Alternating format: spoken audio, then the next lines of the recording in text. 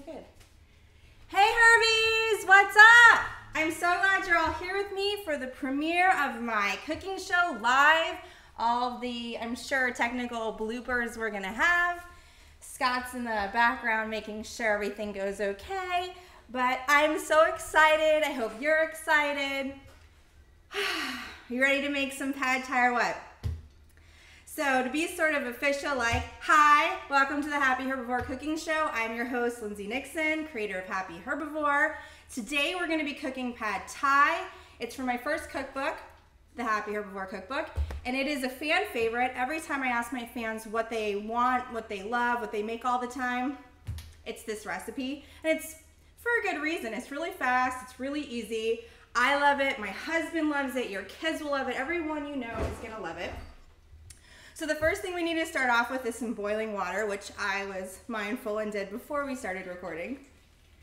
And I'm gonna add in about 1/4 pound. See, this is the fun of live. Ha, I probably should have turned my phone off. Ah.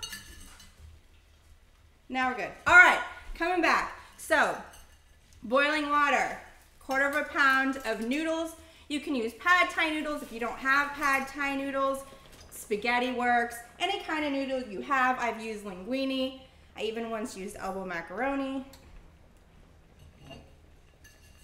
Now with noodles, the cook time kind of varies, you know, depending on if you have a thicker noodle or a thinner noodle, or I'm using brown rice. White rice is a little faster, but most of the time it's about 4 to 5 minutes. So while our noodles are getting busy cooking, I'm gonna go ahead and make the pad thai sauce. And it's so crazy easy, you won't believe it. So, first thing you need, 2 tablespoons of soy sauce.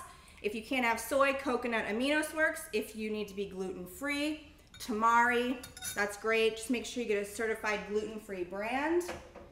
Next, a tablespoon of peanut butter. I recently asked everyone on Facebook if they loved peanut butter, and I'm not kidding, there were like 1,000 likes.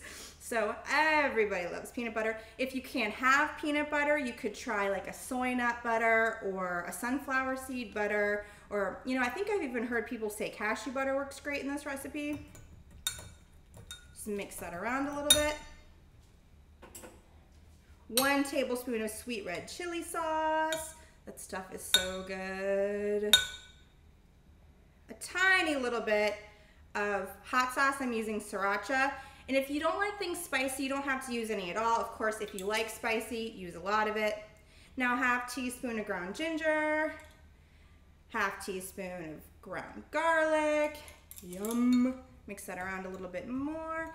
And I'm gonna borrow 2 tablespoons of my hot cooking water here. I'm gonna turn up my heat just a bit.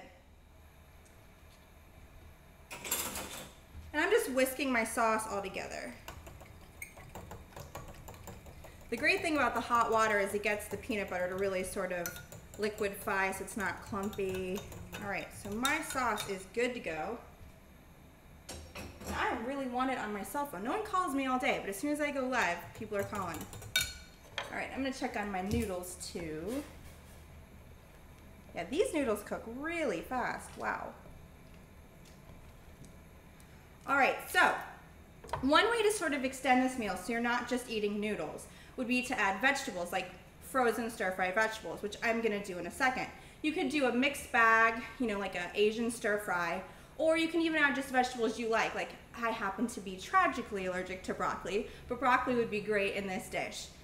And just as my noodles are finishing, come on over here, dig through my freezer. Aha, Asian stir-fry noodles.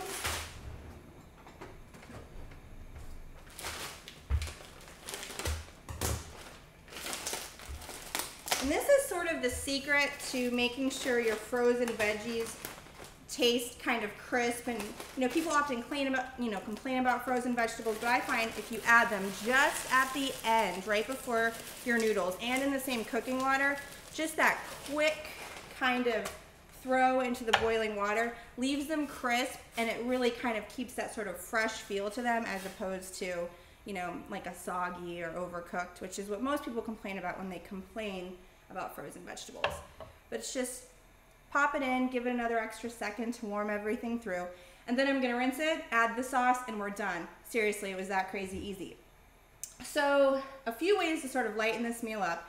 One way you can do it, if you're looking for more like a bulk but less calories, cabbage. Just shred it up. You can do it raw, or you can put the cabbage in at the last minute to soften it up. But cabbage sliced really thin is a great way to add a whole lot of bulk, but not, you know, extra calories, because pasta can be a little calorically dense. Another great option, and this is for those who are maybe trying to do low carb, is to use a spaghetti squash. This is a great alternative. It's a low calorie alternative. It's also a low carb alternative. All you have to do is poke a few holes with I say stab it. It's kind of mean to the plant. But I stab it, I cook it in my microwave for about 8 to 10 minutes, basically until it's tender. Pop it open, scoop out the seeds and the strands, and voila, you have a low calorie, low carb noodle. All right, let me check on my veggies. We're good. All right. And I must give love to my friend Ruby, who made these for me to match my kitchen that I just remodeled for this show and for me, but I like to, you know, say it was for you.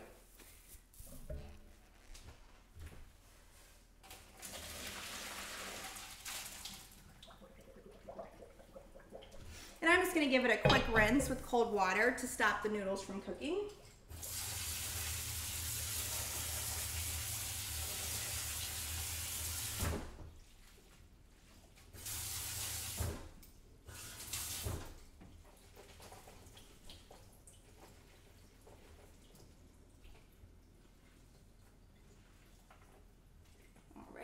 Back in the pot we go. No vegetables left behind. And this is where we're at right now. Yeah, that worked. One more quick whisk. And the great thing about this sauce is because it does come together as fast as you whisk, if you decide that you want more sauce, maybe you're adding a whole lot of vegetables, just whisk it together one more time. Now I'm just gonna stir it around real quick. Oh, it's so beautiful and it smells so good, and I am so hungry. Oh my God, that looks so good.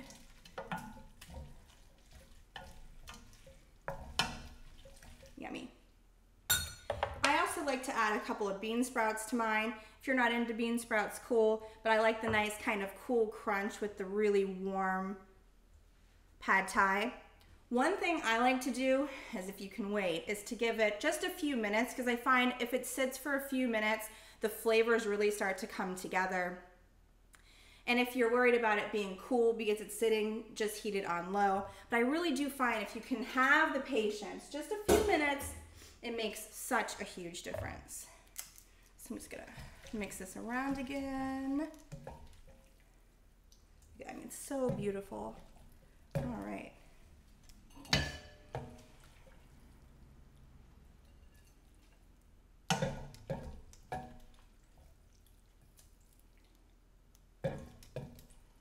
Losing all my veggies.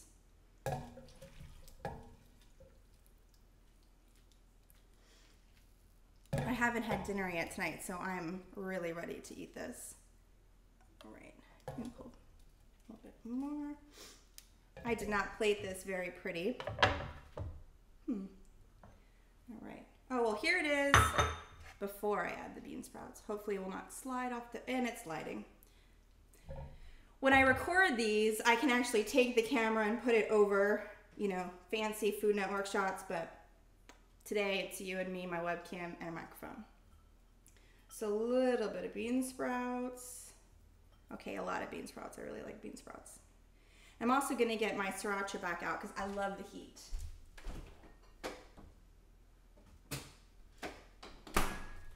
Sriracha! Anybody else really love hot sauce? That looks good. Let's see. True as ever, gotta put this on Instagram.